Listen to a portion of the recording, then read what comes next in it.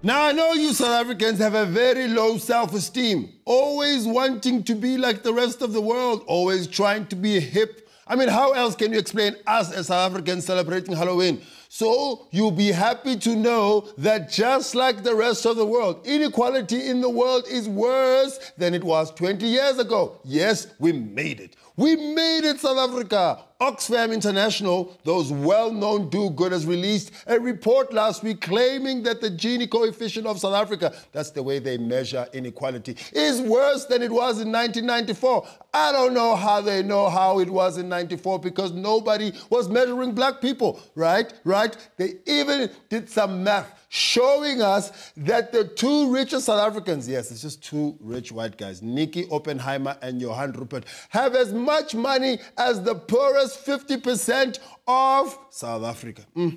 Now, don't be sad, South Africa. Don't be sad. I mean, you can be sad, but you mustn't forget that it's not just a South African problem. Oxfam reports that the top 1% globally have increased their wealth by 60% in the last 20 years.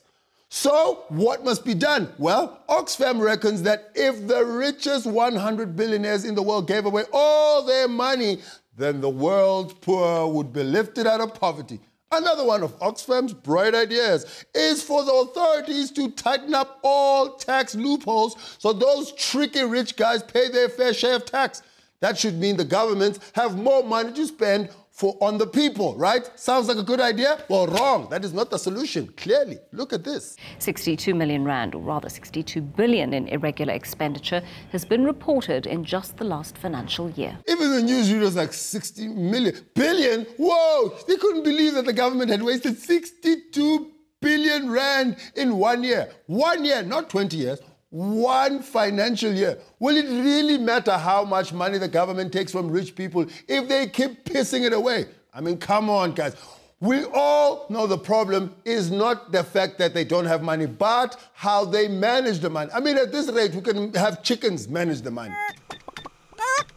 Things are so bad that even the ANC, right, the people who are supposed to be running things are having problems. The story goes that because the ANC lost 16 seats in last year's election, they've had their electoral funding cut by 20 million rand. And because of this, some staff members haven't been paid for 2 months, and they're complaining. So obviously, when there's a problem in the ANC, who do you call? Number one? No. Comrade SG. Comrade Guizi Mantizi. We said to them, comrades, please bear with us, the ship is tight. When things turn around, we will look at what option we have.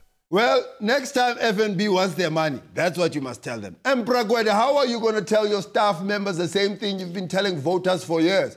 Actually, an insider at Luthuli House had this to say to the Melon Garden. They told us we must bring our CV so that they can take them to government to see if it can't create employment for us. We have not been getting salary increases and annual bonuses for the past 3 years. Guys, if you can't have a safe job in the ANC, where else can you have a safe job? And why is the ANC now trying to make their problem our problem? Most of the people that work in government are ANC employees anyway, so now why do we need more? I mean, come on. Things are tough at Luthuli House.